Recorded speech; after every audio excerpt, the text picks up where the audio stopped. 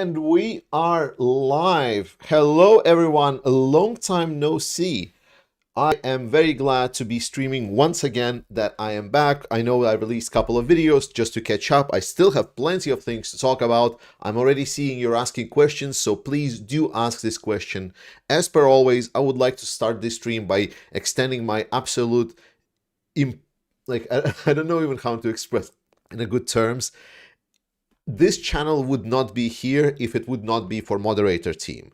The people that really working hard and dedicating a lot of time from their life to keep our channel clean, troll free, and absolutely amazing. Please give a hand to our moderating team, Ali and everyone else. Newman, guys, you know who you are. I love you all, truly. But I also love everyone else, and I'm really glad to see everyone here. Plenty of topics to talk about. I'm going to share some of my thoughts later on as we agree. Please write me where you're from, what you're doing, and the questions, the Q&A is at the top. There is the blue bar where I wrote like ask questions here. I'm pretty sure if you click it, you will be able to ask questions here. Moderators, yes, are the great. Thank you, thank you, thank you. All right, so I've come back, and yeah, things just kind of went really, really hot, didn't they? Like the Russian attack on Avdiivka, and we're gonna talk a lot about it. There's plenty of things to discuss. Now, supposedly, Ukraine is crossing the river and doing something. I talked about it in the last video that I made. However, ever since then, there were additional developments with some people actually addressing some of points that I made in the video and sending the information to me via email. Thank you again. Again, if I cannot answer you on email, it's because I have hundreds of emails, but I try to at least read most of them, or hopefully all of them. So if I haven't answered your email right away, I'm going to say sorry. It's just how it is. Thank you so much for supporting this channel, guys. As always, I will remind you at the start of the stream, YouTube is not my professional career. I am well supported by my day job. My livelihood is not dependent on YouTube. All support that you're supporting to this channel here or on Buy Me a Coffee is obviously appreciated and keeps me going, but it's not something that I'm dependent upon. If you're considering, like you have $5 that you can donate, and you're considering to donate to me, instead, why don't you ask for a link in chat and donate directly to some nice Ukrainian army source? That's the more relevant. That's the more relevant target audience. However, if you have more $5 to spare, obviously it's welcome. But please, Ukraine first. Everything else for me later. I'm not dependent on the income from the channel. With this said, again, thank you so much, Captain Copenhagen. Very nice seeing you, buddy. Every time, I appreciate it. Anna, welcome to Brother in Arms. DMC, sprinkling love to all. Thanks so much for 5 Australian bucks. I guess those are Australian bucks. Thank you so much. Key Hansen, thank you so much for gifted 5 memberships. And OCT, as always, thank you for 10 gifted memberships. Mark, the not income. Okay, I need to probably pop up this chat because it's not reading the full name of the person that donated. There we go. Mark, the not incompetent drone operator. There we go. I knew that it was something I already knew. Thank you so much for 300 Canadian bucks. Appreciate it. David, welcome to Brother in Arms. Secular Sakai, thank you so much for $5. Yvonne, thank you so much for being a member for 6 months. I really appreciate everything, guys. And despite me being absolutely terrible at all these professional YouTube things and so on, that I never got around. Like I never got my Patreon going with, you know, exclusive video feeds or whatever for Patreons. You know, these profit maximization tactics that good people that are doing good YouTube. I am just not good enough. I am just a guy here talking with you, sharing with what I know, what I don't know, and you're here to correct me. So appreciate that very much. Where do we start? Let's start with some questions. I think questions is a good place to start because we can always come back to questions, and we can go from there. Let's go. I thought I saw more questions. Wait a second. Oh no. Okay, this is so dumb. Okay, this is the dumbest thing ever. So YouTube is awful as always. But I think the first question was, did I do everything in Philadelphia? Because YouTube, this ask questions here, it overlaps the top row of the questions. So because YouTube chat is so shit, so I cannot see the top question, that the first question. And if my memory doesn't if my memory is correct, that it was a question, did I achieve everything in Philadelphia? Yes, I did. Philadelphia was very nice. I was able to go to Wawa. I was able to go to get Philly cheesesteak. I was able to go to the Rocky statue. It was all great. It's all coming. I'm gonna edit the videos. I have the material. It's just I've been a little bit preoccupied with things at home, getting back to my wife, and getting things unpacked and so on. Do you think the armed forces of Kellen Dunn, do you think the armed forces of Ukraine could reach Tokmak by the end of December or January 2024? I'm not ready to put a date in it because time is not the issue here. The best, not the best, but the biggest question is resources. We knew that there were certain resources, and this is going to be, not going to go that much into answer this question because it's going to be related with the Avdiivka situation, as obviously. But before Avdiivka, I said that Russia still had reserves that they're now using in Avdiivka to send to the south if they need to prevent Ukrainian advances. Now we see that Russia is spending whatever resources they have extremely actively. So now it's depends on how much resources Ukraine will spend and if Ukraine will have resources to spend. We'll see. So far, I am not confirmed yet fully about whether or not Ukraine will be able to reach Tokmak. I think it's very optimistic, but there are again nuances with Ukraine crossing from the Kherson Oblast.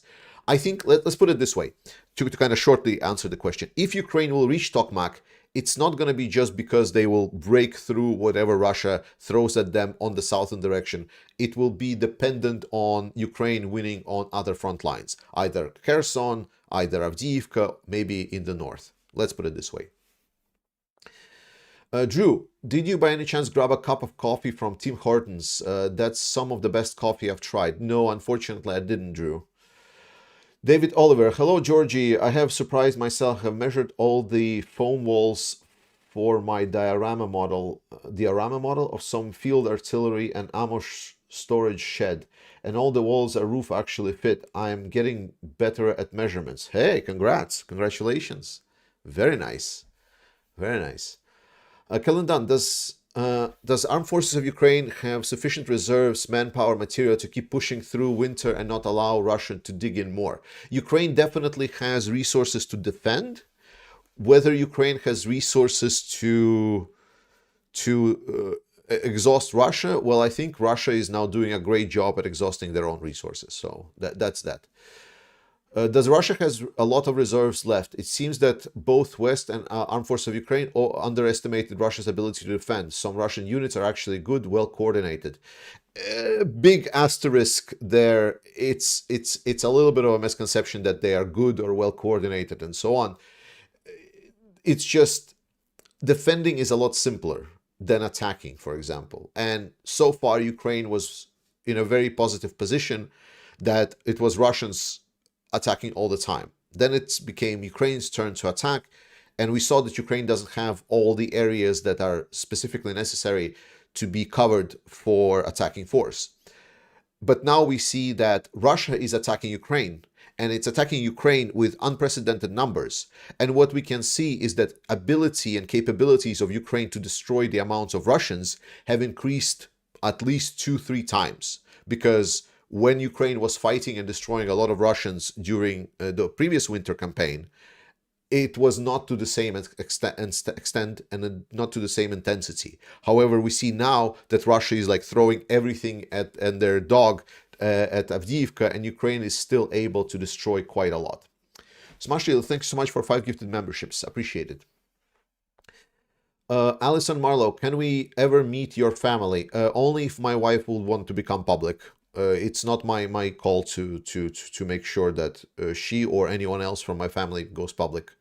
I'm not going to be forcing the publicity on them.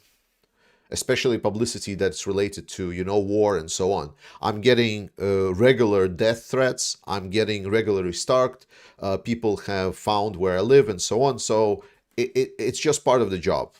And I'm not completely sure that everyone in my family or my wife really wants to put themselves up for a chopping block, you know.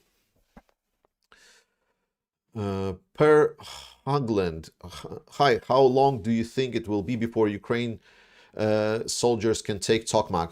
I just answered. Hard to say. Ali, do you did you go knock on Joe's door to get ATACMS to Ukraine? Of course. How do you else do you think ATACMS made it? And tell us about your sexy time with the TSA agent, please. Love, love, Ellie. Kisses, Ellie. XOXO, I think it was kisses. I don't know. TSA agent. I don't know what TSA agent is. If anyone can explain what a TSA agent is, I would be appreciate. I'm sorry for being dumb, but I just don't know. I was trying to get to Joe, but there were a couple of strong guys, and I asked, like, can Joe come out and play? And they say, haha, funny, get lost. Robert Kearns, do you think this expanded breachhead can evolve into something bigger? There is a risk it will become a stalemate like the first landing. I will cover it a little bit details. I will cover it both tomorrow, and I will cover it a little bit details today, but I'm going to leave this question for now. Hugh G, do you foresee any mobilization issues in the near future for Russia? Lack of recruits, equipment, Russian refusing to go to war? No, right now, lack of mobilization in Russia is only the political decision. It's not because they can't. They have the processing capacity. Phoenix, after hearing about what happened in Avdiivka, how many dead Russians will the Russian public tolerate before opinion sharply turns using Chechnya, Afghanistan as precedents? There was like Chechnya and Afghanistan, they did not happen only because Russia suffered losses. Compared to Afghanistan, whatever Russia is suffering right now is Ukraine is many, many times over. It's not the losses. It's a complex network of effects. And so far, nothing suggests that there is anything in Russian society that, in any case, would be hinting that there would be some kind of anti-popular or popular revolt. I would not bet on Russians.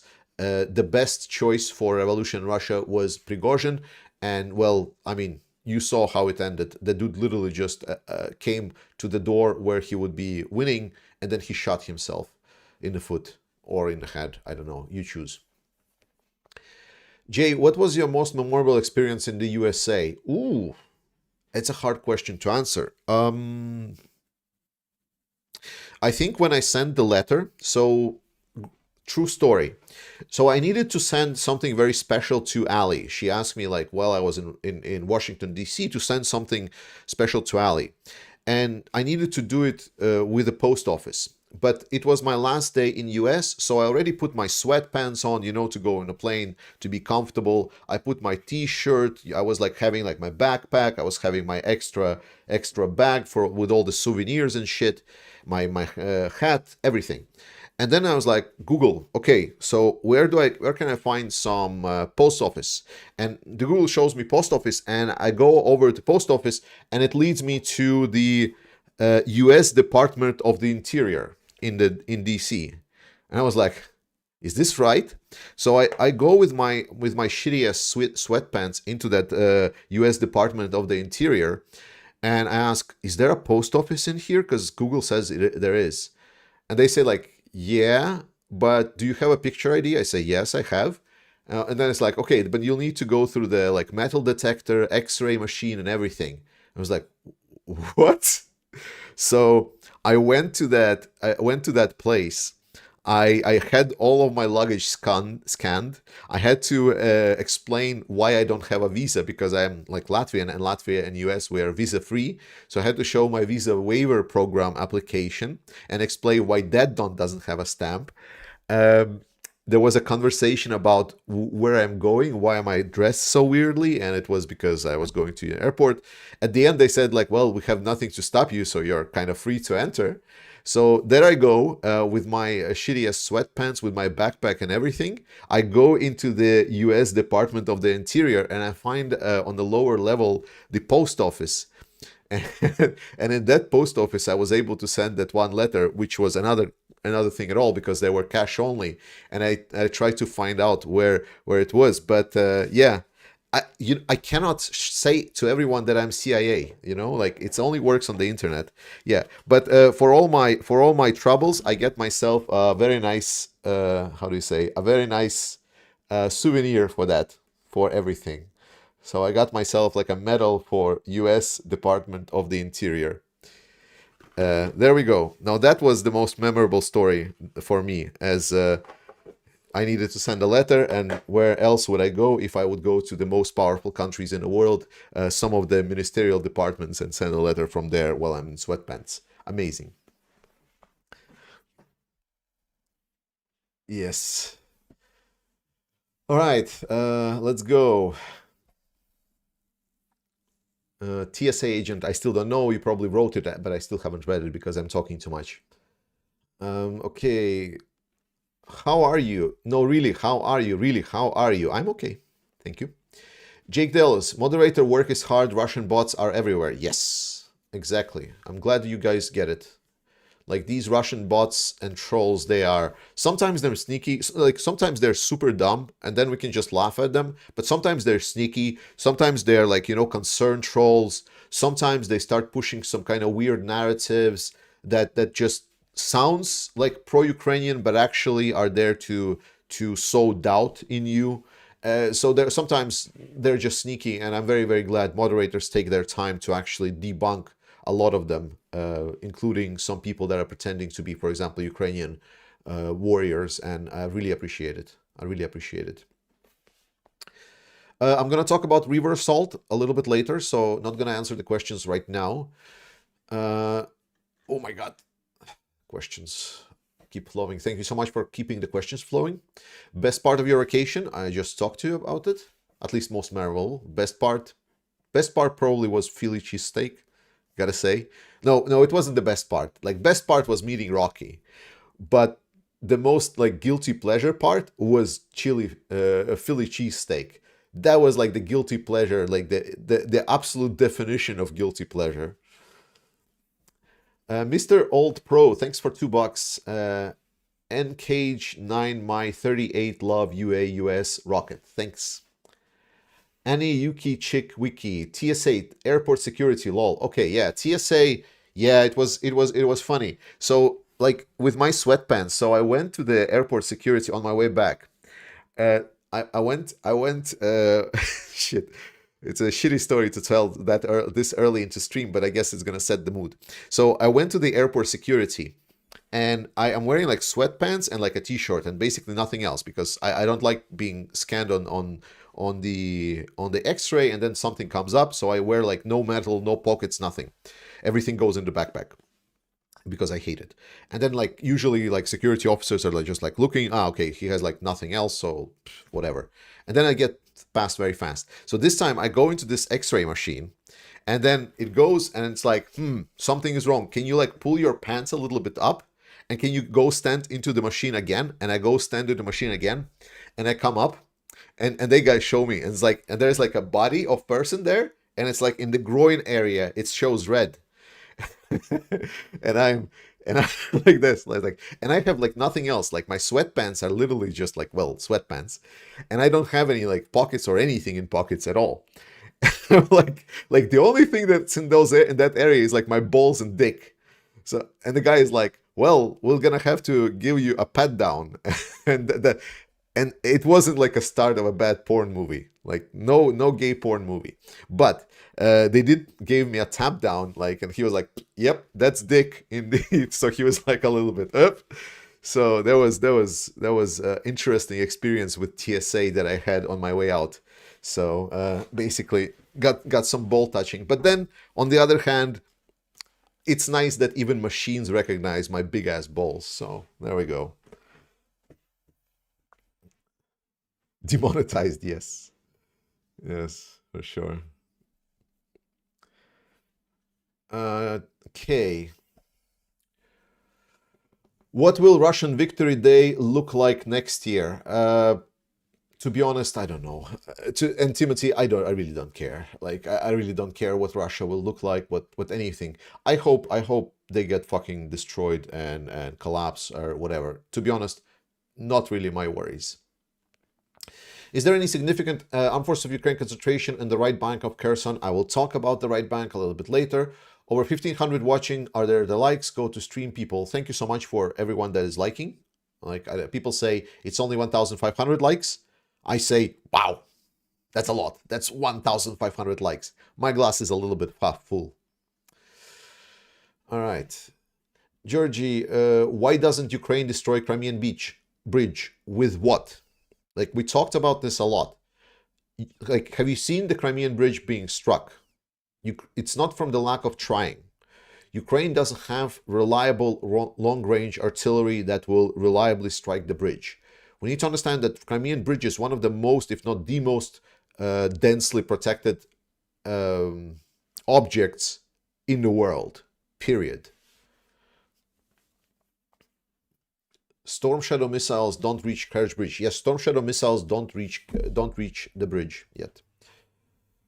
Crossing Dnieper seems like a crawling liberation, not many troops and equipment, not to provoke Russian red lines. So how can they lose their territory battalion to infantry so they don't report losses? I'm going to talk about it later. Hisham Arsalny, sorry for butchering the name. If you remember, Georgie, I asked you during your last live if there was still hope for Ukrainians to cross the Dnieper before winter. Will they need a Patriot system near Kherson? I'm not sure about Patriot system. I'm pretty sure they would love to have Patriot in every city. Can they cross the Dnieper before winter? I mean, they're crossing Dnieper every day. Those raids are happening almost every day. So I was talking, I think that the question was, will there be like a major assault over the river? And I said it's questionable. And it is still questionable because I still don't see how they will be able to establish any kind of crossing for vehicles and artillery and resources beyond any kind of infantry assault. But again, something we can talk about during the left bank discussion. What was your impression of US? It was very weird. US for me was a country of contrasts. There was a lot of greatness that I saw, and there was a lot of real struggle for people that I saw. I saw some really rich motherfuckers, and then I saw some people that probably I've only seen during the 90s after the collapse of the Soviet Union in Latvia, just because how poor they were. I saw a lot of people that are dedicated to their careers, and I saw a lot of people that didn't really see an opportunities in life. So for me, USA presented itself as a country of contrast, but potentially this is what people in US revel in. But that's how it came up to me.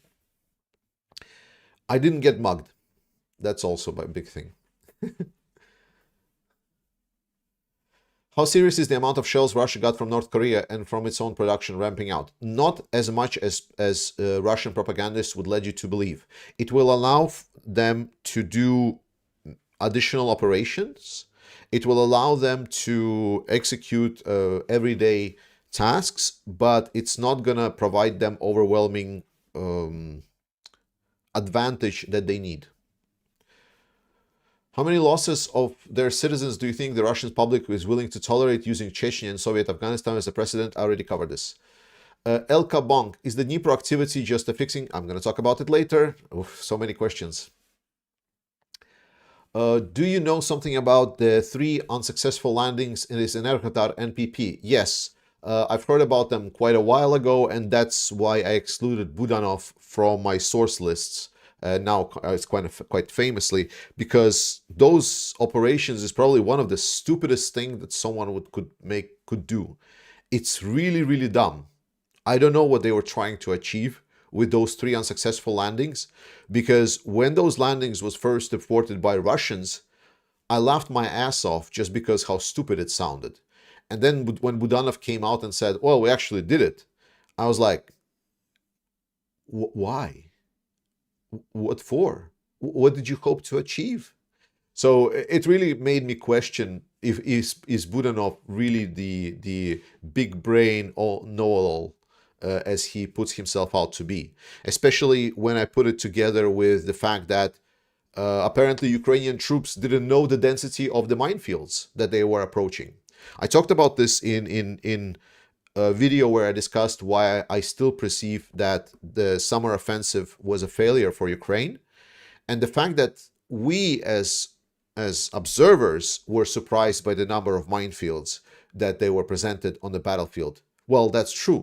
My question is, how did the Ukrainian intelligence fail so hard that they didn't do that? You know, so Budanov, as much as I respect him for what he's been doing, for what he's done, he's definitely capable. He's very hit and miss now for me. Like, there is a lot of things that he was doing that turned out to be absolute stupidness that I have no explanation for, and it overlaps with the good. It's just before we heard mostly the good about him. So yeah, so I at least don't like. I'm okay thinking about him as many Ukrainian officers, as someone I can trust, someone that knows their job, but I'm not taking his word as a source anymore. Will we see Abrams tanks on the battlefield soon? And if so, where do you think? Probably in the south. Abrams are quite heavy, so especially with the ground going pretty muddy, heavier objects will have bigger issues traversing the terrain. So I think if we'll see Abrams on the battlefield, it's going to be in the south. Will you introduce us to your lovely family? Allison, I answered this question before, and the answer is not unless they want to. What are your thoughts on percents of Ukraine aid not getting to Ukrainians? I mean, it's bad. It's bad. Like, the numbers vary that I hear. The numbers vary. Some more outrageous numbers. The journalists that are known to be sensationalizing a lot of things, they claim that it's about a third.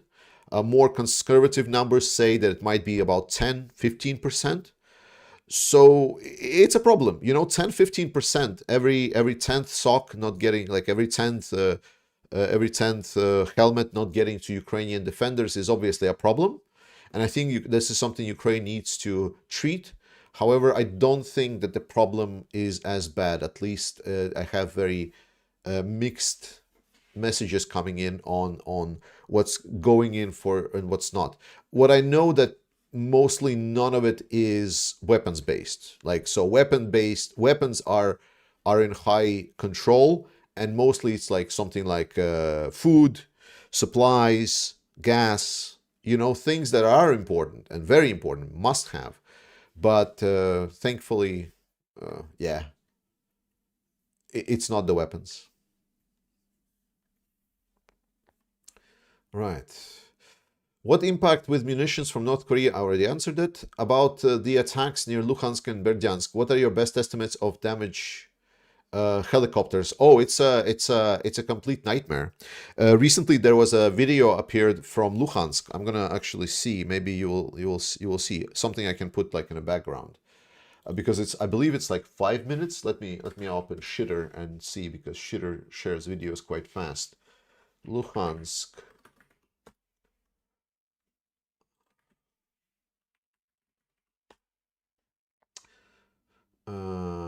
Oh, there he is. There he is.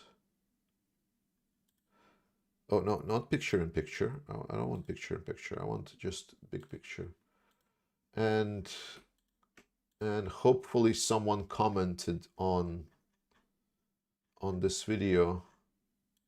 So, okay, I cannot find the picture, but there was a picture of a helicopter that were struck by these cluster munition shells, and you can see that helicopter is literally just you can sift past it through it.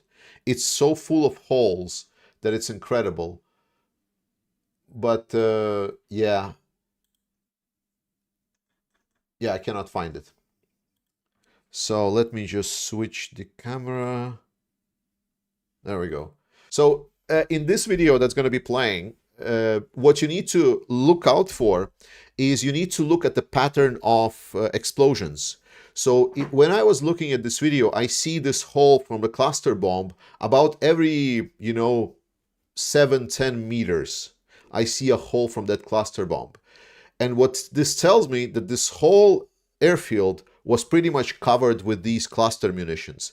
So I think even if we don't see the helicopters being burned or non-damaged from the space, for me it's completely clear that whatever was on that airfield is pretty much done, minus maybe one or two that got super lucky because they were just outside of that area. Yeah, Dennis has this. Yeah, if you watch it on Dennis's Telegram, maybe you can see it.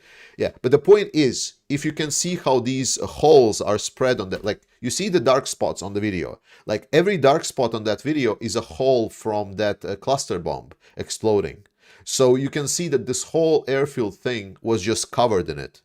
So that's kind of my opinion on it. So when you say like, what's the damage on the airfield? I think everything got pretty much toast. Whatever was there is gone.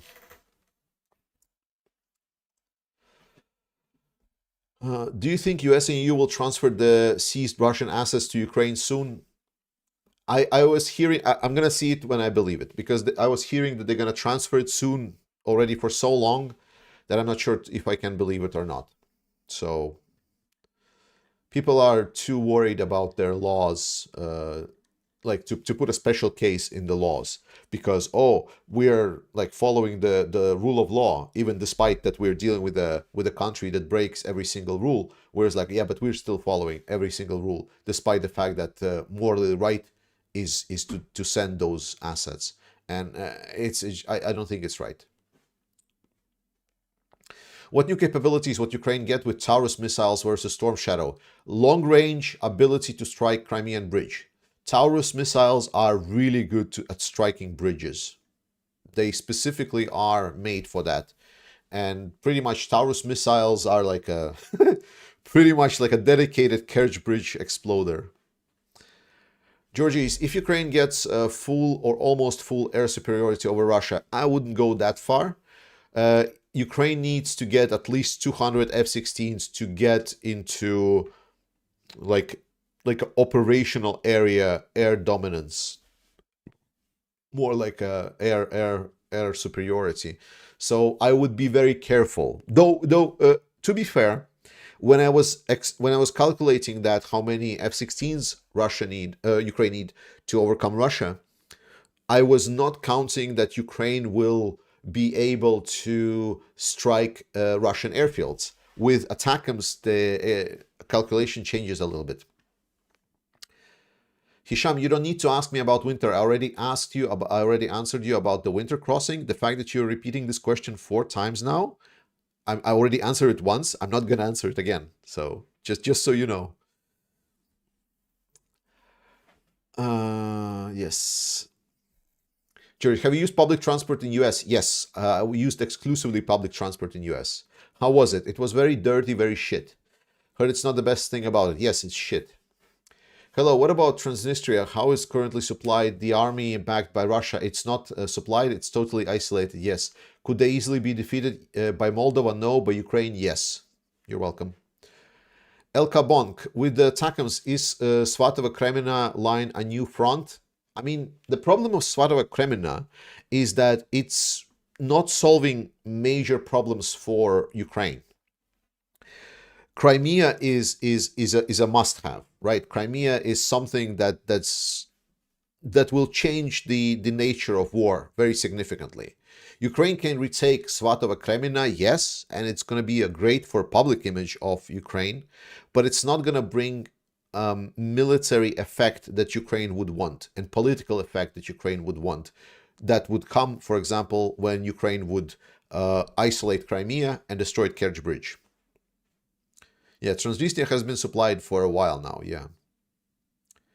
Is Dnipro River going to freeze in the winter? Depends on what kind of winter we're expecting. Last winter was, if you remember, super warm, but... Did you find the flag of Home Depot? Yes. Yes. Not at Home Depot, but close by.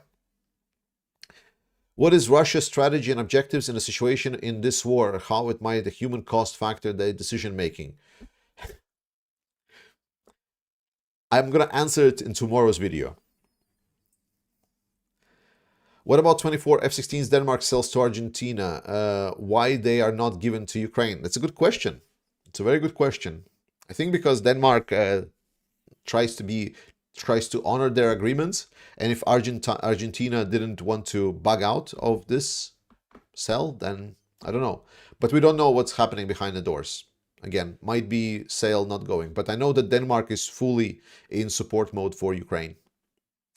Morocco, did you see the video of Putin in China told US to take ATACMS missiles back? Yeah. I don't care what Putin says. Like, again, like, guys, you need to understand, whenever Putin opens its mouth, you all are telling me that you're hearing words, and I'm hearing fart sounds. I'm already told about you about this. Like, I don't understand why you keep listening to that guy, because for me, he just, doesn't make anything that's related to human speech. Georgie, do you know how many Ukrainian pilots are being trained on F-16? Even if I knew, I would not tell. Yes, okay, put more questions in. We're going to talk about, I've read, give me a second, let me see that any donos I read through. Okay, yes.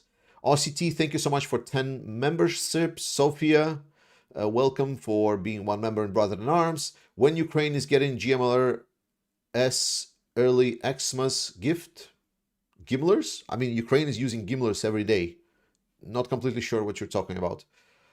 Niels, member for 3 months. Thank you so much. Sönke, gifted 5 members. Thank you so much. All right, let's talk about the put questions in the questions section. But let's talk about GLSDB. Yes, GLSDB were promised, if I believe, November, December-ish. For some people saw the news where journalists said, well, GLSDB are about to come to Ukraine. And then everyone was like, oh, okay, they're coming this week. And I was like, well, but there was like a second news where they said it's like late autumn, winter. Like, what? Why did everyone miss that? So November, December, I would not expect sooner. So let's go. Yes, therefore, not therefore. Oh my God, like, words are defeating me. Left bank. So if people don't know, let me cover this. Covering it live. Let's go. Stream. Let's go. So I've covered in my recent video where I talked, and if you haven't seen it, please go watch it, put a like on it, and like extra view, whatever.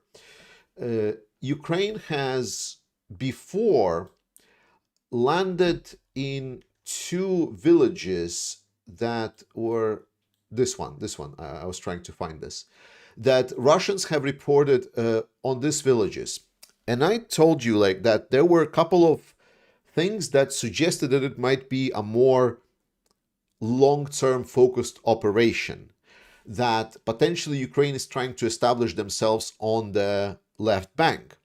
Now, my problem with that was that I saw the pictures and videos of these people, the Marines, landing, and I didn't see them being really prepared for any kind of long-term siege.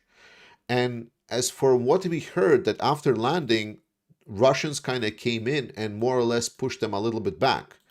Now we have somewhat similar situation happening. Again, there's not a lot of things are coming from this area. Ukraine is completely dead silent, so I'm not completely sure if Ukraine is still present around these 2 villages. But now, new kind of toponym that we're looking is Krinky. Here, supposedly, Ukrainians made a new landing, and some people send me videos saying, hey, remember you asked for shovels? Well, here's shovels. And there was a video of Ukrainians landing in this area with bigger backpacks, with shovels, and really preparing to potentially going somewhere. The problem is that it was just 2 light boats.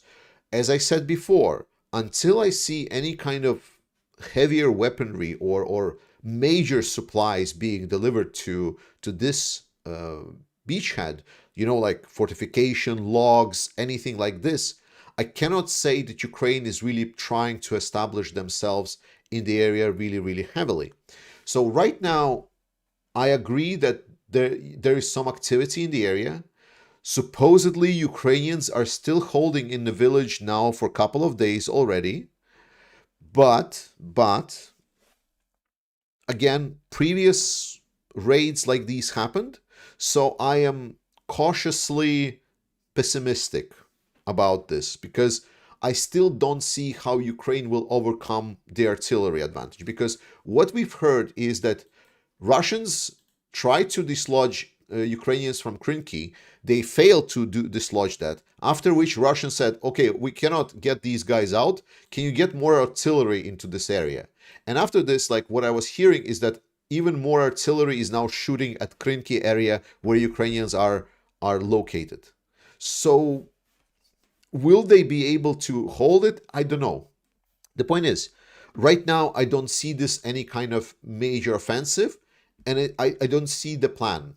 It doesn't mean that there is no plan. The problem is that so far, and the analysts that I listen to, while they say, yes, Ukraine did have a plan at the start of the offensive, that they potentially want to cross the river and maybe try to do something, again, I still haven't heard the question how Ukraine will get any kind of heavy weaponry across, and how will they prevent that heavy weaponry be destroyed by Russian artillery, or how Ukraine will not end up in reverse Kherson situation from last year. Imagine situation: Ukraine gets on this left bank, they take something like this area over here.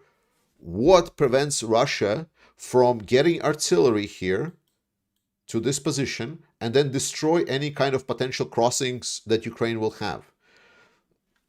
How did Ukraine then supply the troops on the other shore? Those questions are just not completely answered for me. So while I appreciate the raids, I think it's very important to keep up the pressure on Russians to make sure that their resources are dispersed. I'm just not seeing yet how this full offensive can go. Doesn't mean that there might not be a plan. Potentially there is, but we'll see. Maybe Zaluzhny will surprise me again. That would not be bad. That would be very, very good. Yes. The stream and share it all of your social media. Also remember to comment below. Oh, no, sorry. It's not for me. Never mind. Did you see a video where Amir Whiteman, chairman of the Likud party in Israel, threatens Russia on propaganda channel RT? What do I think? I think Russia is shit. That's what I think. Luke Amado, did you get to see the Smithsonian? Yes, it was very, very nice. Dr. Canada, well, not all of it. Like, I was able to see just parts of it. Dr. Canada, is there any good news for Ukraine? Yes.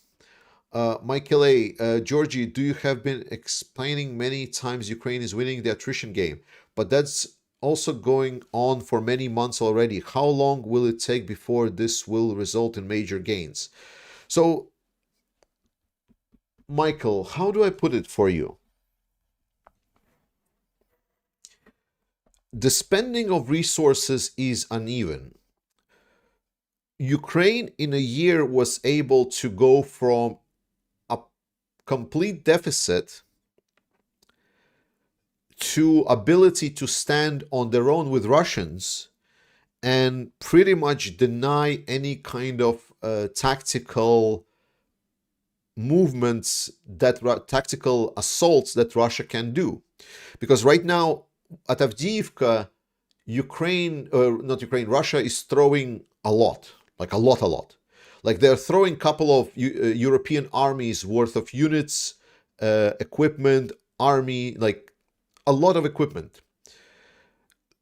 So if Russia keeps doing that for a year, I'm pretty sure, firstly, they will not be able to do it for a year. But because your question is ultimately when will the war end? That's your question. That's your question, ultimately. When will the war end? No one knows. Like, I don't know if China will start supplying Russia. What I do know is that we, with our limited knowledge, see very, very clearly that Russia cannot even hide, that their reserves are finite, that the quality of their reserves, including equipment and everything, is degrading. Like Russia is supplying 1930s, 1940s anti-air defense into Crimea not because they have such a good life that they have things to spare. They are not driving BMP-1s because they have like a good fun with this, because they're efficient weapon. It's not from a good life. The problem is there is a lot of it, and the total quantity is hard to estimate. If you've watched any Cover Cabal video, even Covered Cabal did really like a whole series of great videos where he went into every single known stockpile and basically by one counted all of the pieces of tanks, artillery, and everything else. From that, we saw that by now Russia has taken out about half of whatever they had. The problem is that the other half, for example, for artillery, seemed that it was not having barrels, that it was taking apart for parts, and potentially in some areas, everything that Russia had is already on the front lines. However, we don't know the precise amount. What we do know is that whatever Ukraine is doing is working. And I think your question is incorrect in a sense of when will it all end? Well, when the war was over, when will Ukraine win? What we need to say is it doesn't matter when Ukraine win. We know for sure that Ukraine will, because we don't know maybe the end date for when the Russian resource will end at some point, because Russia can go in a full defense mode, and then it's going to take like years for Ukraine to dislodge. Or Russia can go in this brainless assault in Avdiivka and expend whatever resources they had within a matter of days. Point is, we see that whatever Ukraine is doing is working. This is what leaves us to believe that Ukraine is winning. Once there are no resources for Russia, then it doesn't matter how hard they try to protect the trenches. That's when you're going to see the gains. You can get from Orikhiv or Robotyne to Tokmak within half a day, if there is nothing in your way. The problem is not getting there. The problem is everything that's in between. And it takes a while to get it through. My always problem with the summer offensive is that it was overhyped. It was overhyped. So I hope this answers the questions a little bit more in depth and kind of shifts your perspective from looking into, well, Ukraine is winning, but when it's going to win, like win. Well, it's a wrong perspective. The right perspective is that Russia is absolutely destroying itself, and it's not going to be a power anymore after this, because no country, even Russia, can sustain what it's doing right now. And as Ukraine is growing in their capabilities, it's just going to become worse and worse for them. How are you today? I'm good.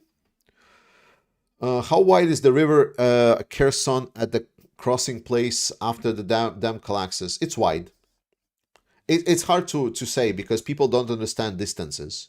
I've tried to explain multiple times just how much width of the front line is. People still don't understand the scale. Like some people still think that it's like something that whereas like, 30 tanks on this front line can actually, help sway the scales. And I said, like, you're missing the whole scale that is happening here. It's literally the most massive war in Europe that you have seen. The fact that Ukraine alone can stand against this onslaught is miracle, because it would take many, many European powers if Ukraine would not be there to try to, like, a whole coalition of both Eastern and Western European powers to stand against this. If we don't take all the super high NATO equipment, imagine European powers, same population with their armies, but then supplied by drip feeding like Ukraine is being supplied by weapons. Yeah, European armies would be fucked. And even with to be honest, like, I'm going to put this point, even with advanced weaponry, our stockpiles were so low, our shelves on our storages were so shit, our tanks were standing in storages and we didn't even know whether or not they were working, I'm actually questioning whether or not we would be able to stand against such an onslaught. If Russia sends 400-500 tanks down the Polish and German border, will we actually be able to stop it? Good question. It's now we're talking about it when Ukraine already sacrificed many, many lives to do so. They paid for delaying Russian advances with blood. Yeah.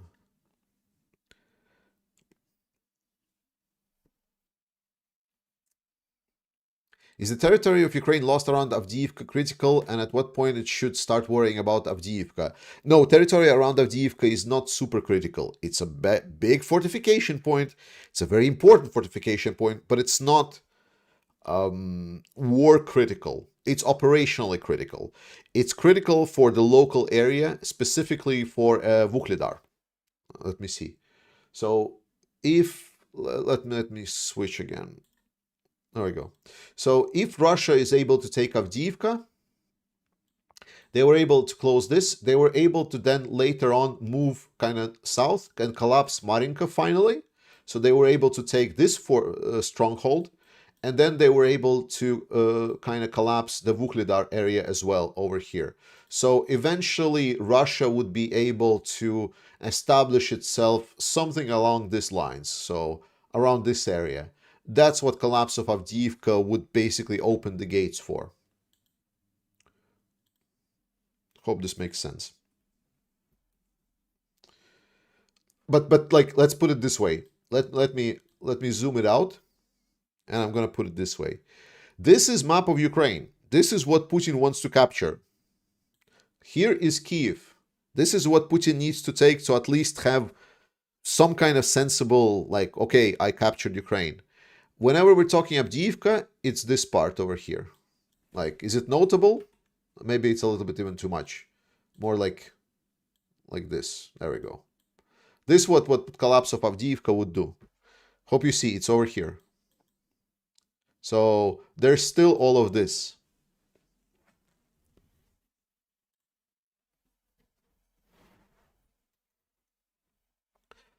Pineapple on pizza, yes. I was in hope that you would tell us the good news as well. I mean, Russians are dying in extreme quantities. Really good. Really good news. It's not coming cheap. It's not coming for free for Ukrainians. A lot of very, very good warriors and fighters died. I have received many notifications that people that were there, people that were fighting for a long time, are now dead, unfortunately. It's very hard, but Russians are basically throwing themselves on the knife. It's hilarious to look at. Arthur, Georgie, can Ukraine unleash the Bayraktars again like in the beginning of war? No. Or the new kamikaze drones are better and cheaper. New kamikaze drones are better and cheaper. How wide is the river Kherson? Be fair. Once F-16s starts operating, if they get the proper anti-air supplies, and if Ukraine will start getting more freedom in the air, Bayraktars will reappear. You will see them right away. What is the status of Terikon? It's super gray right now. Russians at least took half of it. Ukrainians are still claiming that they are like pushing them back, but right now it's unclear. So I am expecting that Terikon will be very contested by both sides. So there's going to be a big fight over there. But it's not been confirmed taken by Russians, despite whatever they say. Do you think Russian implosion will collapse on the battlefield or from the economic? Good question. It could come from the economic, but for that, sanctions need to work. So far, sanctions were imposed. Russia worked for over a year to get around these sanctions, and now it's feeling quite well. So there are Russian opposition leaders that are saying, "Oh, Russian economy doing so bad, ooh," and a lot of people believing them. which is not unfortunately what I'm seeing. Russia still has enough juice in it to continue on, and I'm pretty sure Russia can get economic help from China, though China has their own problems right now, to be honest. Maybe not. But the point is, Russian economy still has resources to go on. But it's problematic. I can talk about economy if you want. What weapon systems would benefit Ukraine best right now? All of them and a lot. Like a lot is more important than which system. Just all of them and a lot. What will end the war? A peace deal, Putin's death, Russian civilian demands at the end, Ukraine victory through aid, or Russian winning by way of attrition. Russia is not winning the way of attrition. So just so you're aware, like, because Golby, I think you're having a completely weirded out perspective of what's happening in this war. Like, Putin right now is praying to any and all gods just so he can present this conflict as frozen, just so he can present that Ukraine cannot do shit, that Russia is still strong, whatever, and he's failing miserably. Like, the attrition war, Russia is not winning. We're seeing Ukraine becoming stronger and stronger and stronger. As the time goes by, more and more Western powers are kicking in their supplies, kicking in their productions, starting substitution, new factories, and so on. Russia is not winning supply war because Russia, whatever Russia is producing, is shit. We need to understand that even the tanks that Russia is outputting, majority of those tanks are just refurbished older tanks.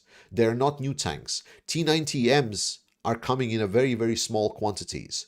And people say, oh, but Russia has planned next year 3 times the budget. Yeah, it's not good news. It's not good news, first and foremost. Secondly, what they have planned and what they will achieve is different things, because they've also put into budgets like a huge explosive growth in the revenue.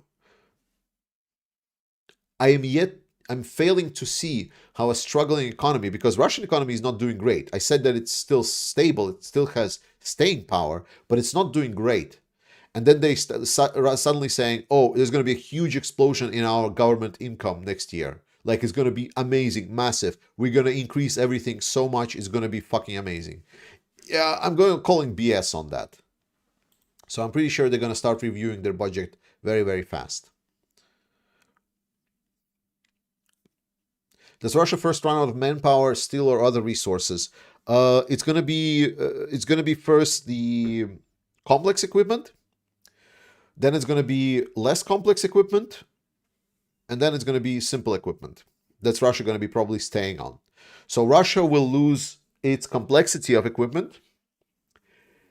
It's going to go in stages. So Russia has at the start of the war, Russia has few good equipments, like modern. It had quite a lot okay-ish for the war that Russia is fighting over here with Ukraine. And it had quite a lot of shit. Right now, Russia is pretty much done with their good equipment.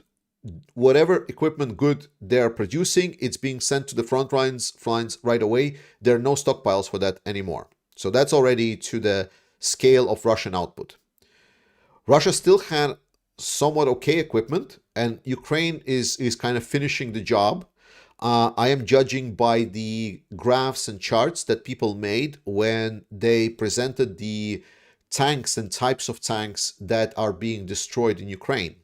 And you can Google those charts, and you can basically see by the years of tanks making how this, like the years of making of tanks slowly increases over the time. So it's like, oh, now the tanks are like 5 years earlier made. You know, it's like, oh, now they're increasing in losses, and then suddenly 5 years before that tank, and also increases, and so on. So Russia is degrading very slowly. Right now, they still have a lot of stuff. It's both good and it's shit. At some point, not the good, but the okay one. At some point, the okay one is going to end. It's already very closely ending. And then Russia is going to enter about what they can replenish, such as like T-90M and so on. It's an okay tank, and it's going to be produced whatever they can. They're already trying to substitute some of the Western parts for locally produced, like Belarusian produced and so on. But their production capacity is very, very small. And then it's going to continue until Russia still has a lot of shit.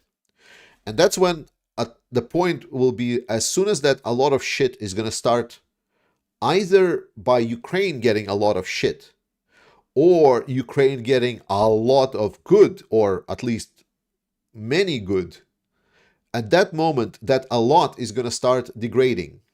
And it's going to start becoming completely untenable for Russia. Because you cannot base your army on shit when your enemy, Ukraine, for Russia, is building up their capability. Because Ukraine started with a lot of shit, mostly. It has pretty much some okay things, and it has pretty much none good. With supplies from the West, comparatively to Russians, Ukraine is now increasing their capabilities because they're getting more and more okay stuff. Now, they're also losing a lot of shit with that. So a lot of Soviet equipment have been lost in Ukrainian side. But whatever equipment is coming to substitute that is better. It's just better. And when Russian military is going to get rid of all of those mid-range tanks, and it's going to be only dependent on current production from Russian factories, and it's going to be left with that shit, and Ukraine is just going to keep growing that modern capabilities, having new factories, releasing new vehicles, Ukrainian newly produced specifically for this war ammunition, Ukrainian specifically newly produced for this war weapons will start getting rolling up off the shelves. At that moment, we will see Russia being completely degraded, and there will be no turning back. So that's the long answer to the war of attrition. With regards how this war will end, Putin already declared that he will not take any kind of off-ramp, because every single off-ramp was offered to him. So it's going to end in failure for Putin. I don't know how, I don't know why, and I'm not sure if it's going to be Putin that's going to be signing. There's a saying that's like all wars end at the negotiations table. Signing for your capitulation is not negotiations. Very different things. So I'm not sure why people still state that it is true, because it's not. We know plenty of wars where the wars ended with signing their capitulation. Okay. Thank you so much, all the people that are donating. Thank you, Captain Copenhagen, Linda. Appreciate it. Excellent job. Thank you so much, Mark. Thank you so much. Oh, that was already Dono. Please, if you're considering supporting this channel, guys, don't do it. I'm hoping some moderators can share their links, and please donate to Ukraine instead directly. I would appreciate it.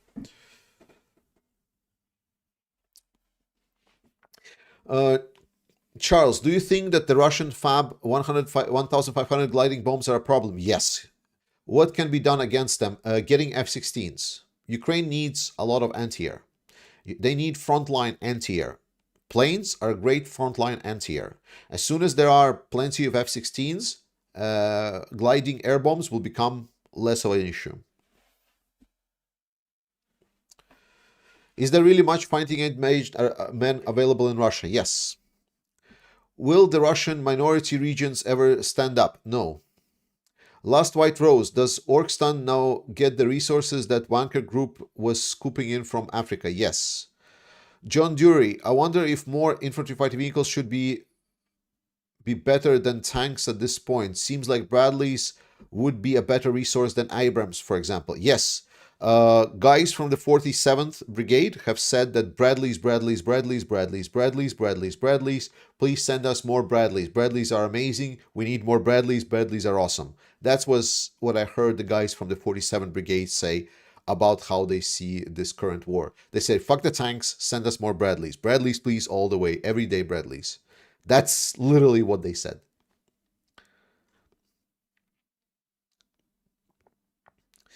Yes, Ukraine hasn't used mass drone attacks on rear areas, Russia, Crimea, for some time.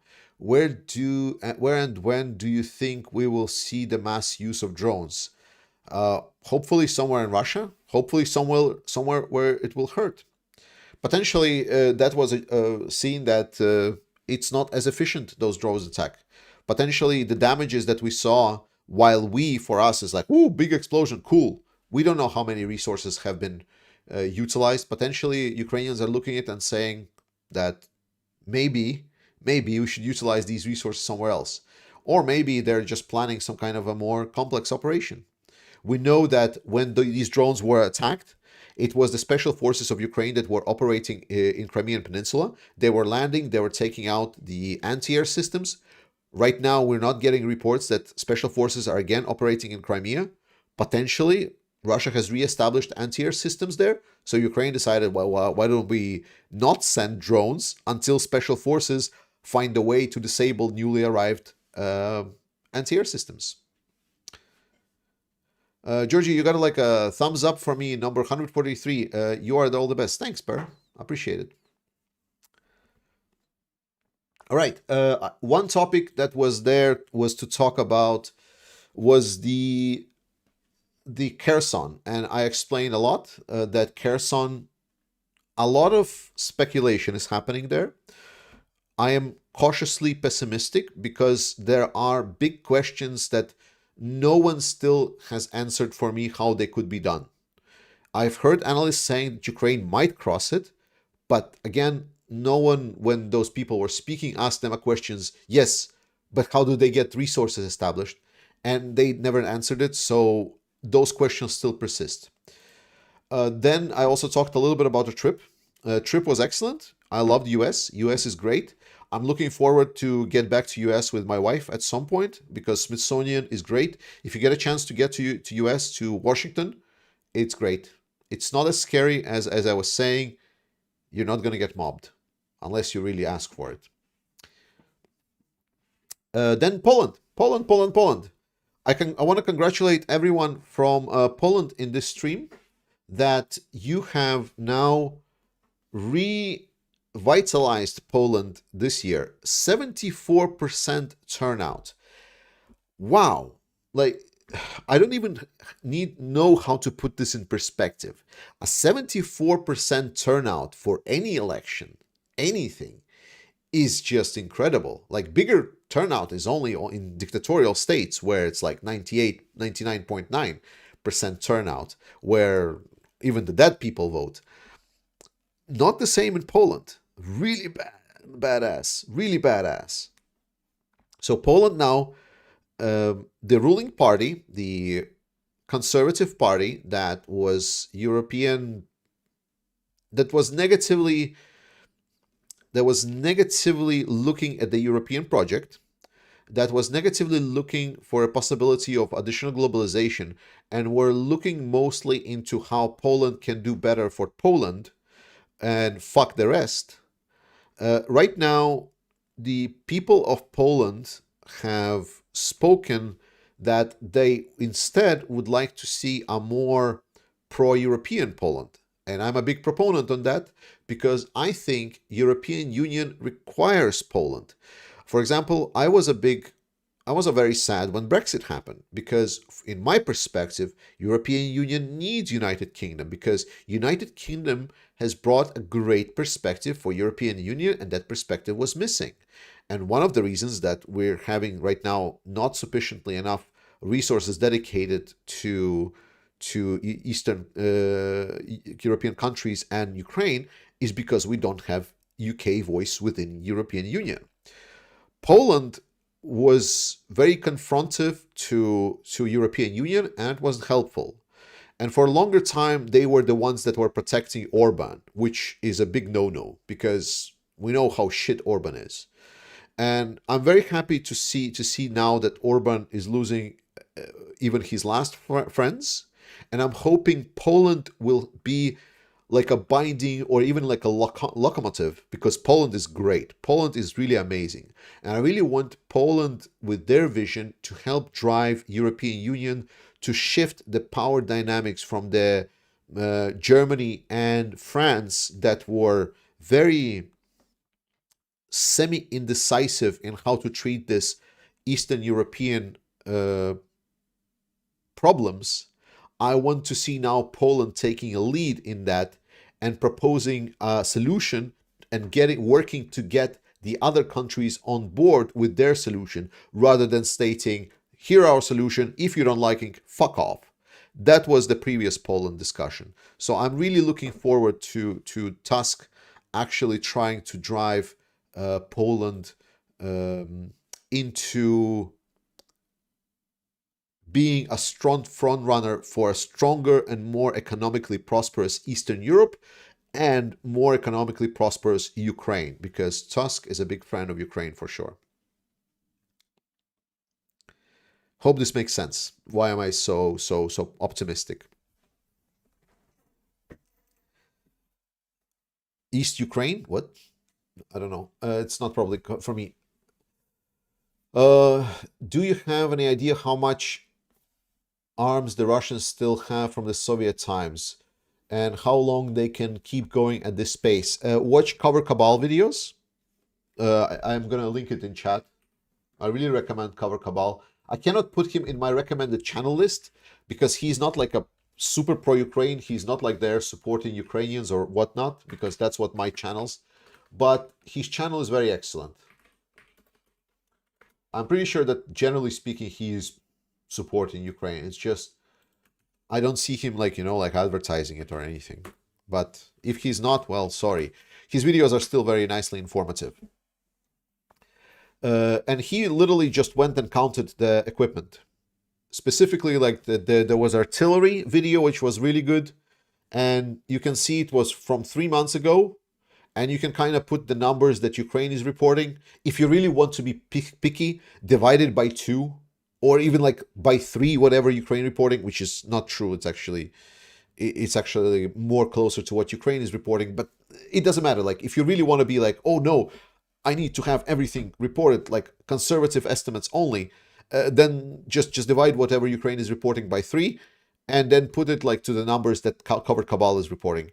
And you're going to have at least some kind of estimates what is there, and you can at least have a ballpark estimates. The answer is still a lot, still enough to go for a while. Let's put it this way. You said the summer offensive was unsuccessful, but you also said that only the Armed Forces of Ukraine headquarters knew the objective of this offensive. Do you still believe it was unsuccessful? Yes, and I have specifically made a video talking about this, and I very clearly in that video state specifically what I understand as a summer offensive and why I think it is unsuccessful. I hope it doesn't start playing. With you. Yes, there we go. And I'm gonna copy this video link for you specifically. And I'm actually gonna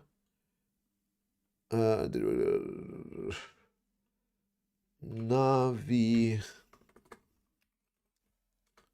Why don't have you? Why don't have you? Oh, I don't have you. Maybe you quit. Okay, maybe the person that asked that question quit. So sorry, but the video about the offensive is still there. The point is, like, to put it shortly, why I find this offensive unsuccessful is because Ukraine failed to manage expectations. Because global population, especially Western audiences, we were led to believe, to expect certain things from that offensive. And Ukraine was not able to manage their expectations good enough. And the fact that they were not able to manage those expectations good enough, we and population, the democratic population where popular opinion matters, Ukraine is now in political hot waters trying to prove once again that they still can do the job. Because it's not obvious for a lot of people following this war that Ukraine did really good job during the summer. Because when we're talking in military terms, Ukraine did really well, incredibly well. They were able to keep their casualties relatively low. They were able to inflict significant casualties of Russians. They were able to advance even without air superiority, which is like a non-heard of. And they were able to do it with not enough resources supported for them. Some estimates range from 30 to 50% of what was promised was only delivered to Ukraine, which is incredible. My problem was always that Ukraine didn't manage expectations and they didn't communicate those expectations well enough. The phrase that, oh, we were not expecting that there will be so much mines in that area should never have been aired from Ukrainian public.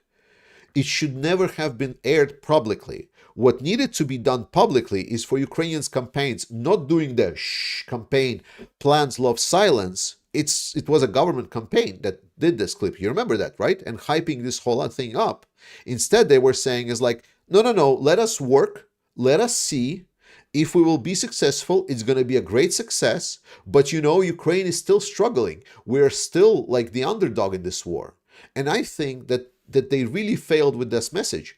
And now they need to work back a lot of that disappointment that accumulated in people unfoundedly, because there is no ground to be disappointed at when you're talking about militarily.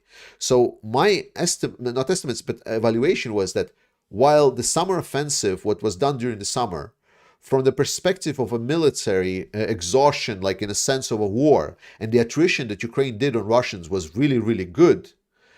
But the public and political and global goodwill campaign, Ukraine lost that hands down, and now they need to struggle with securing additional financing from United States, worrying about whether or not there are pro-Ukrainian, pro-Russian political parties in Europe voicing their popular voices saying, oh, like this thing, Ukraine, oh, it's a dead cause, whatever, forever war. It just plays very well into Putin's narrative. And it's a big problem for Ukraine because so far, Ukraine needs more time. Ukraine started working on establishing these fundamental production and delivery facilities of weapons to itself. But until Ukraine secures them, it needs at least 2 more years to do so. At least 2 more years. But until Ukraine does that, it's very heavily dependent on the external partners. And external partners that are supporting Ukraine, unfortunately, are democracies. And democracies are dependent on the public opinion. As shitty as it is, as awful as it is, but that's the unfortunate truth. So now Ukraine needs to do double the job and try to at least get some of that back to prove once again that they can do certain things. And thankfully, situation in Avdiivka really helps. Because if Russians would not attack in Avdiivka, then Ukraine would have a harder time. But now Ukraine will have a lot of propaganda material to share around and say, hey, look, maybe we were not able to advance, but Russians are burning like hell. So that's the point. Let's talk about Avdiivka a little bit. Why is this happening? Why I need to evaluate? For a longer time, evaluation and most of my evaluations of the front lines are happening from the perspective of the experts that I'm following. The problem is majority of my experts and sources are military in nature.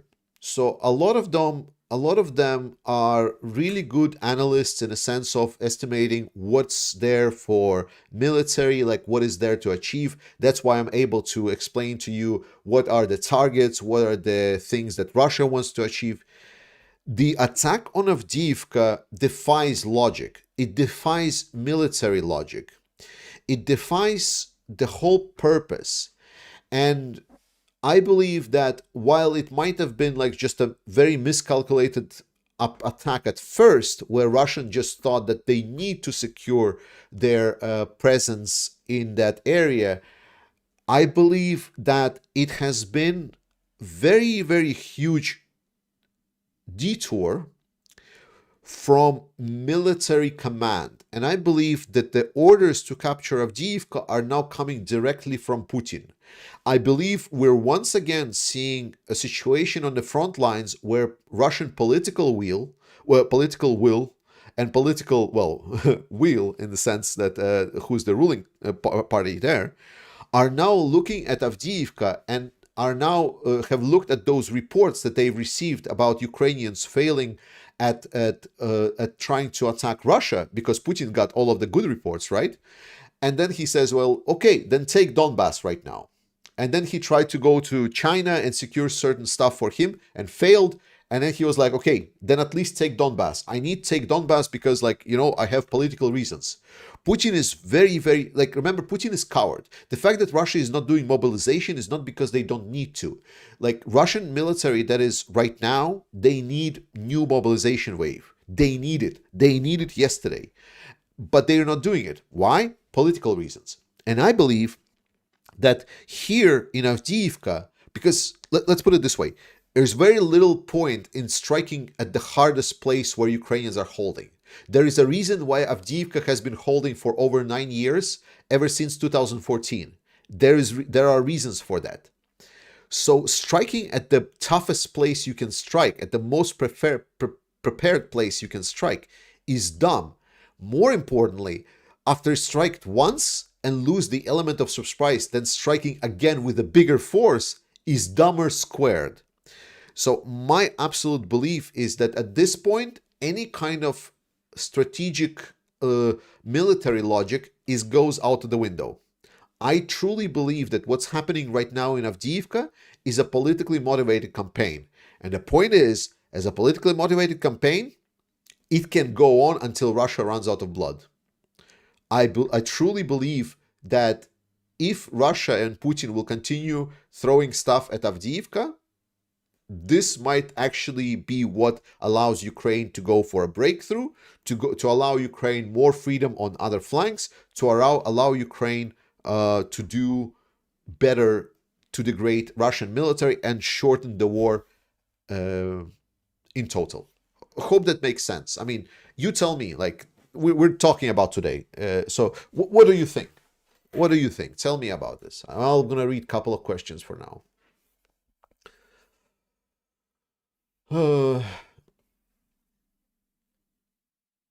Yeah, answer about summer offensive. You said, how will the rest of Ukraine act and look upon the people of Donetsk and Luhansk when the war is over? Very, very pitifully, because those people suffered one of the most.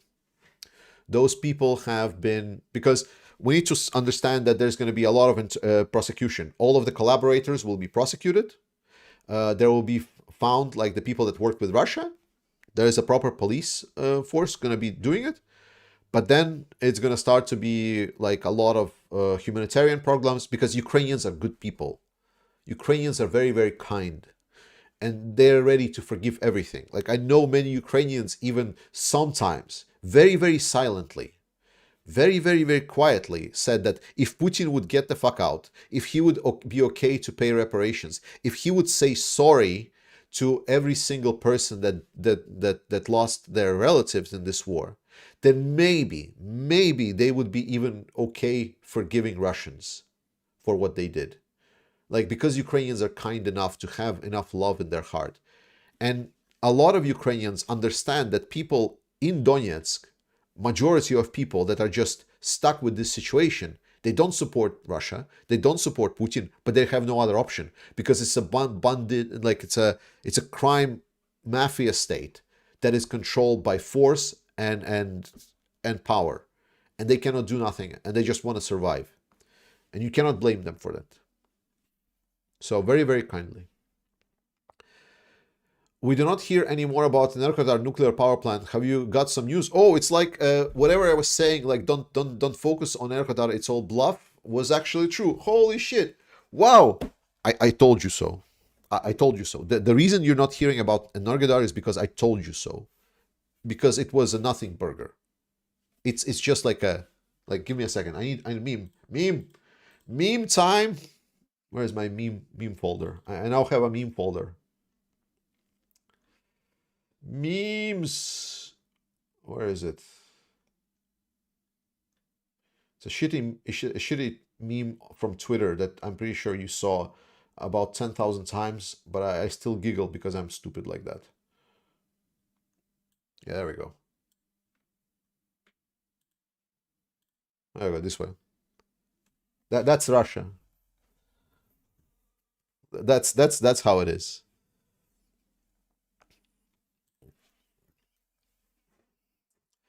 All right, let's see what you wrote me about. Please discuss your thoughts about Hungarian Orbán, NATO, and he's visiting Putin. I think Orban needs to get the fuck out of NATO and European Union. If he wants to be Hungary first, then Hungary alone sounds like a good idea.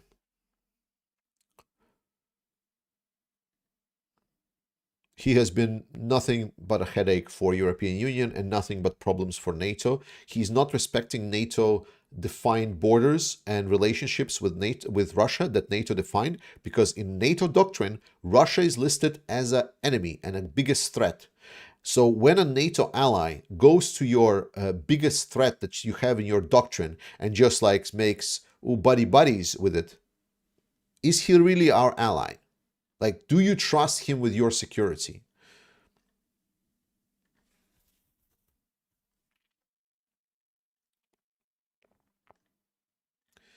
Yeah. Yes, I'm trying to read what you wrote about the conversation. Great leader, Putin in charge. Yes, absolutely. Russia makes no sense. Yeah. Okay, I'm guessing you're more or less in agreement with me. If not, I will read all your comments on tomorrow's video. So if there is a certain bigger comment that you would like to make, also know that sometimes like bigger and like more substantive comments are sent to me directly. So I will be able to then assess and maybe answer some of the streams or videos. Milhouse, thanks for so much for Czech 100 Czech Kronos. We NAFO Czechs Slovak will support Ukraine until victory. Stay safe. You do good job. Thank you so much. I appreciate it, man. Please continue supporting Ukraine. That's what matters. Is there a nuclear war? Joe Biden will yell. Maybe. I don't know. What? I don't know. Why did I read it?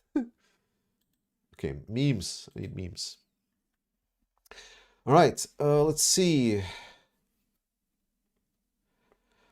Did you hear about Alternative for Deutschland federal vote successes in Germany? Should we be worried? No, I don't. I'm not that worried about the Alternative for Deutschland. Obviously, it's a negative trend. It's a very problematic trend, and with now Palestinians roaming the streets of Germany, it's not really helping. But AfD still will have troubles getting a coalition, and so I'm not worried. Like, think about it this way. So we looked at Poland, and there was PiS in power, and PiS won the first place in popular vote. They're still not going to make coalition, and I'm pretty sure that's going to be AfD. Because as much as CDU, CSU, and the Social Democrats hate each other, maybe a little bit now, but it's more of a political hate. Whereas AfD, I believe, is an ideological enemy. Torsten was saying today that Russians are producing more cruise missiles and building a giant drone factory. Yes, they are. Artis Kabutis, how capable is Russian Freedom Legion? There. No, I mean, like, define effective. Like, are they executing the tasks that they're assigned? Yes. Are the tasks that they're assigned gonna shift or be noticeable in this war? No. Russian Freedom Legion is a couple hundred of Russians that are fighting for Ukraine. That's it. It's a very, very small force. It's a very small force. So in the war this big, their input is, as much as I want to say, very marginal. Sitting and thinking, shadow the champagne of cheeses, whatever that means. Jacob, better with the new president in Hungary. Yes, I would love Hungary to repeat what Poland did.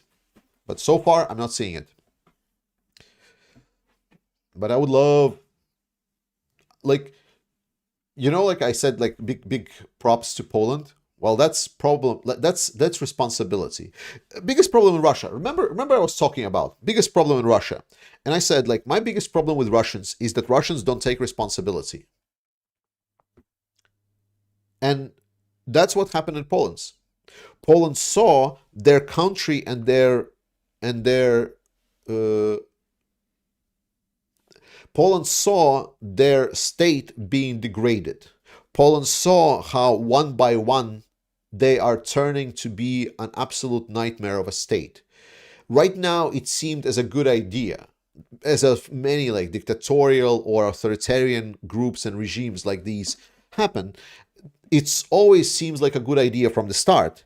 But as we've seen by pretty much every single dictatorship, the more time it goes for, the worse it gets.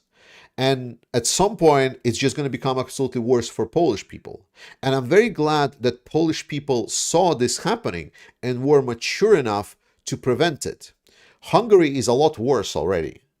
And the problem is that Hungary is a lot worse, and I'm still not seeing a successful enough drive to resist Hungary from the average Hungarians yet. There is a minority that opposes Orban, but it's far from being like a plurality or even majority.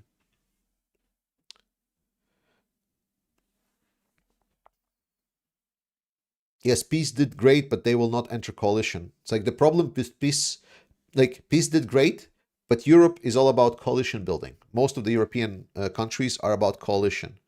So it doesn't matter how great they did, they are not going to build the coalition. If they don't control the parliament single-handedly, they will not form a coalition. They can come later on when they refine their idea, maybe as a centrist right party, reconsider, and maybe they will come in as a coalition. But I'm really hoping that there will not be like a single rule power in Poland anymore. Urban. I hope not Karl Urban.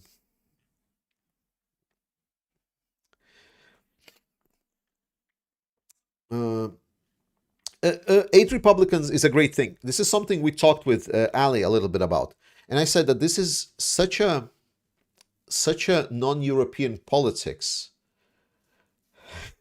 Ali, you should close your eyes. You should close your eyes, Ali. I hope you close your eyes. So for a longer time, I've been shat on that I'm a shitty ass European and I cannot talk about U.S. politics. So I bought something that gives me veto power, and I have like a essentially Uno reverse card that allows me to talk about U.S. politics. So I will talk now about U.S. politics. So um, talking about U.S. politics. So the deep state that is running within the United States, they are they're very busy eating children's, and that prevents the deep state and people in those two parties to come together and form some kind of cooperation. So the party politics in US are preventing people to come together despite having very, very small extreme minority preventing the effective work of a very specific party. So the MAGA Republicans that are right now in Republican Party are literally sabotaging the work of the whole party and the whole state. Like these couple of people are really, really sabotaging the work. And Europe, and now I can take off the U.S. politics hat. Yes, I'm seeing you appreciate it. Yeah, in European politics, people would long ago give away of any kind of far ideals and try to instead work across the aisle to form a center coalition. Like people hate each other, like our blue bloc, our red bloc, are really not that good friends in Europe. But whenever there is some kind of a growing, like a far right or far left, there is a lot of times there are people coming from both parties and trying to find out some kind of a central approach. And if parties don't work, the parties broke up. Like we've seen many, many times in Europe where there was like a party, it had some kind of problem with the extreme wing of that party, and then the parties just break. And then the parties that break, some of it take one part, some of it take the other part. They try to work across the aisle, and in the end, it results in semi-functioning democracies. It's not always works, but it's quite common to see. Wash your hair, Georgie. Yes, for sure. Yes, but now at least I have a ultimate say that I can talk about U.S. politics. There we go.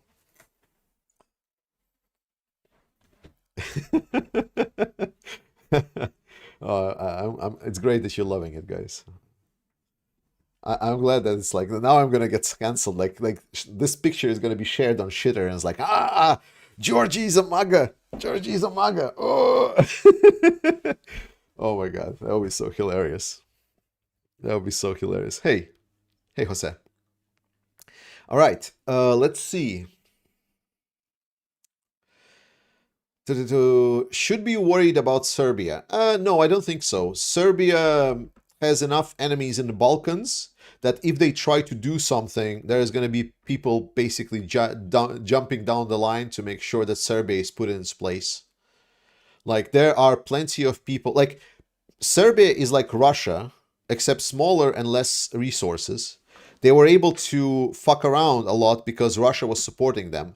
Now Russia is a little bit preoccupied. So resources that Serbia can get are limited. And Serbia is like Balkans hate each other's guts.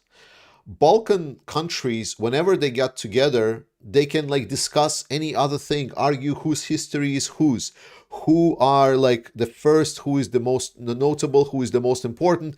It's a nightmare. It's like a fight club. But if there's one topic that comes up that they can all agree on is that Serbia is shit and fuck them. That's the only thing that most of Balkan countries can come together as one voice. So I think there is enough resistance in Serbia that if anything goes awry, there's going to be pretty much a lot of pushback against it. Steven, thanks so much for $10. Is Avdiivka only desperate try to move past Ukraine from Verbova Bega? Similar, I see the Ukraine opening Kherson to weaken Kremlin line. Radek, I talked about those things today, but I will talk about it in tomorrow's video, so you will see the answer on your questions to be summarized tomorrow. What is Ukraine doing to harden its civilian infrastructure for the upcoming winter? A lot of things, actually. A lot of things. There is already a lot of calls on Ukrainian TV to make sure they are prepared. So there is already experience. Then beyond that, they are making sure that, like, if you're not prepared, then there is an ability to travel outside and seek shelter in other countries.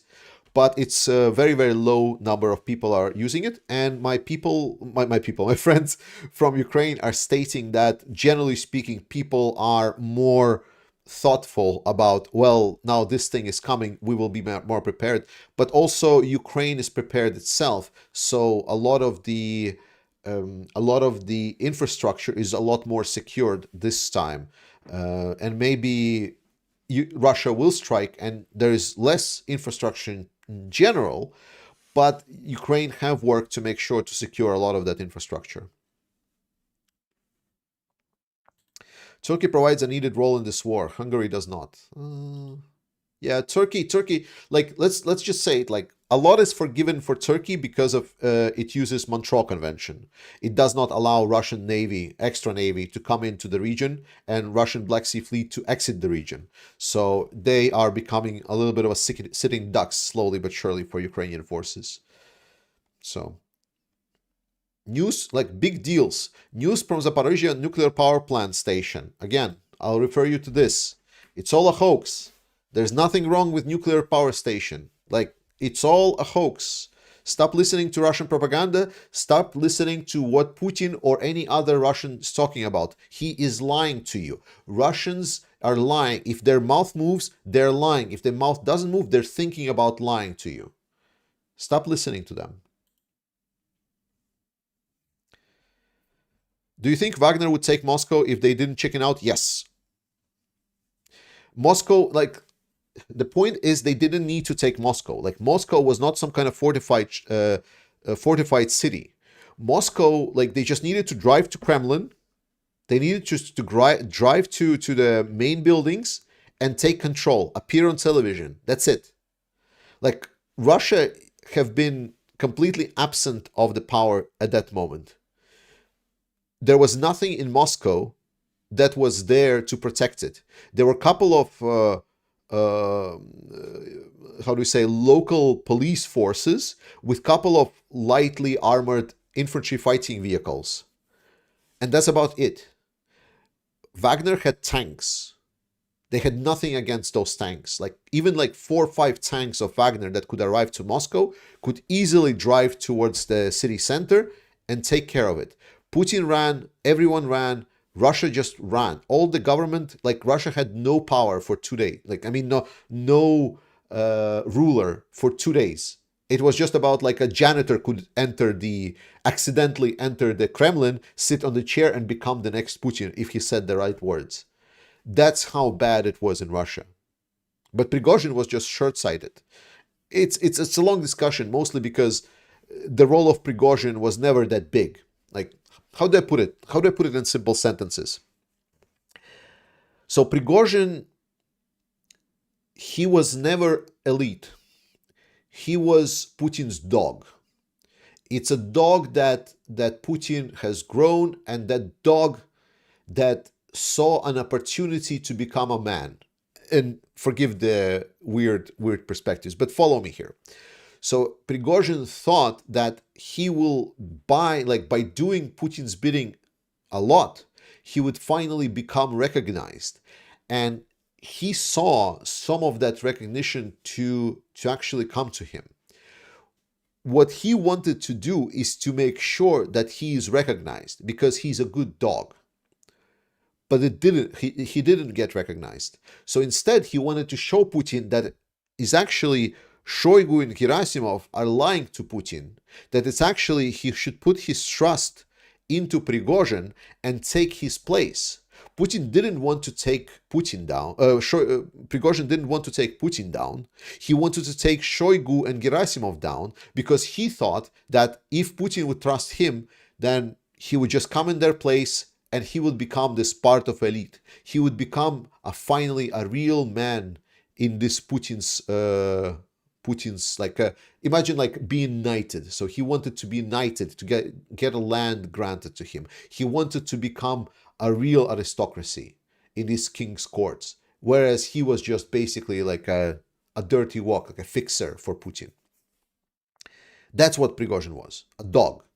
But he didn't realize that Putin had zero intention on working with his current court, that he saw Prigozhin only as a dog that barked, and that's it. The point is that because he was so cowardly that to overthrow his master, Prigozhin, that he was such a good boy that he didn't go further enough. So he just believed Putin and what he said.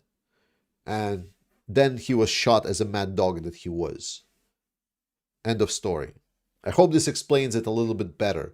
It's a long discussion about why and how Prigozhin's career was actually never that important, and how how perspective of how we in the West see Prigozhin has been twisted because he was this media figure, because he was doing a lot of the tasks for Putin. But the actual real Russians, analysts and so on, they know this very well, that Prigozhin was not that important in the Putin's court. He was mostly like a shitty-ass fixer. Like, I don't know. There's a nice expression for Russians, says "мальчик на побегушках," which is like basically like errand boy. That's what Prigozhin was. Just a very, very loud errand boy.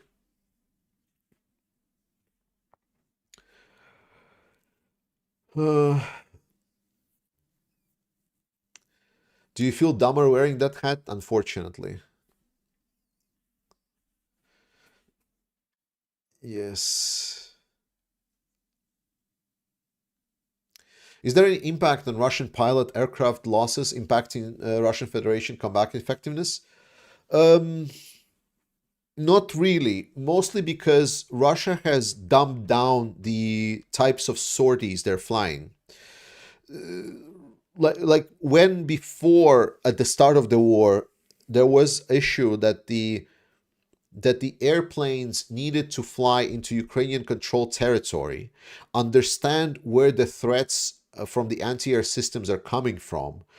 Then they needed to use the correct navigation and so on to try to drop the bombs and get out, make complex maneuvers. They would fly maneuvers where they would fly as a wing rather than just one specific plane and so on.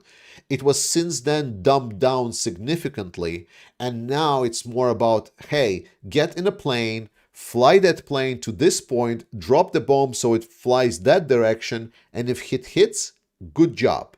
That's the dumbing down process.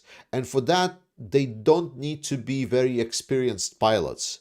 So unfortunately, just the fact the way that Russia adapted this aviation use, they don't they are not as dependent on extreme ace pilots anymore. It's all about just teaching the ropes and maybe like explain how the basic mission works for pilots to get up to. So it's a very sped up program specifically for the needs that Russia is looking for. So they don't need like a full blown ace pilot training. We no longer see big attacks towards Kiev. I wonder why.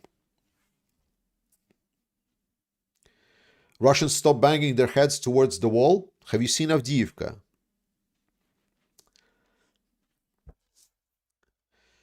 All right. What is the current state of Ukrainian industry production as it relates to ammo and equipment? How dependent Ukraine is still on supply for Western countries? It's very dependent. Ukraine right now is doing a great job. They are working with Western companies directly, not just with governments, but the Western weapons producers directly.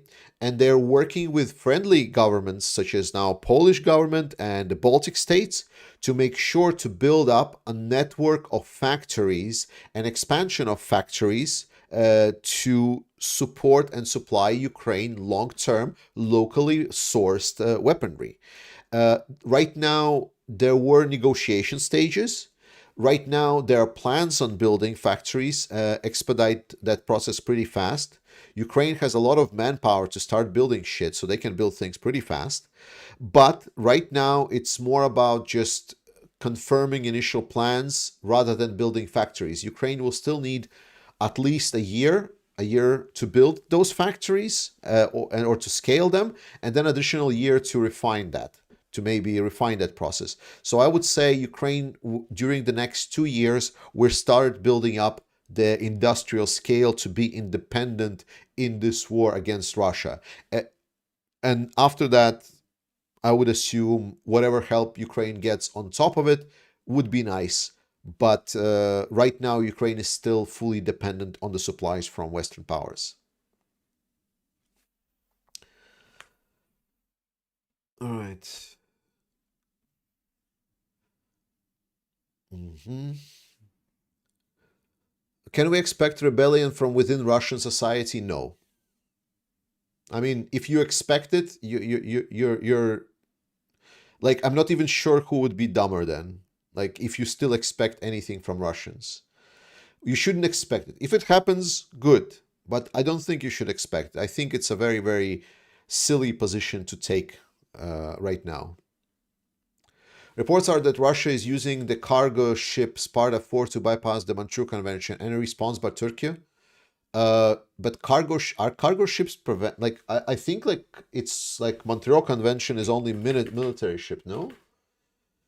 I'm not sure if cargo ships are covered by the Montreal Convention. So I don't know. Do you have any takes on Robert Fico? Yeah, it's really bad news for Ukraine, unfortunately. It's really, really bad news for Ukraine. Mostly not because of Slovakia itself. I know, I'm sorry, Slovakia. Like, I don't want to say you're not that important. But let's just say that without Slovakian direct help, it's really bad, but it's possible to kind of get over it. Whereas the bigger problem is that he's a buddy with Orban. Like, so he adds additional voice to Orban, and now it's two people in European Union that's going to be voicing pro-Russian positions, which is not good. It's a long explanation why, but I'm pretty sure every European is like, ask your European friend why having two Orbans is bad. Prigozhin's son now running things. I don't know. Don't care. For now, don't care. Like, Wagner doesn't exist anymore, so I'm not sure what he's running, to be honest. MiG-29, is your red hat from your USA trip? Yes. And does it have the same power as a tin hat? I don't know.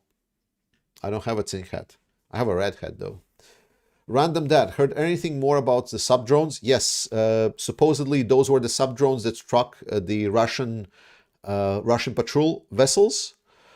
So Ukrainians will continue working on these sub-drones and maybe making sure that they are more efficient. Do you think Ukraine should be able to use their F-16s? What? What is this question? What? Okay, let me read it again. Like, maybe I misread it. Do you think Ukraine should be able to use their F-16s? Yes? Since Russia keeps extending soldiers' enlistments or contracts, will this destroy their fighting morale? No, stop expecting anything from Russians. Stop. Enough. Like, dude, no expectations from Russians. Stop expecting good things from Russians. They're walking piles of shit. Don't expect anything from just smelling bad. Is there a European quadcopter drone manufacturer? Not completely sure. There are certain types of drones that are manufactured in Europe and Ukraine uses. The problem is quadcopters are being a little bit phased out right now. A lot of Ukrainians are saying that quadcopters, unless specifically built for the militaries, are not the best investment anymore. The battlefield just changed significantly by this point.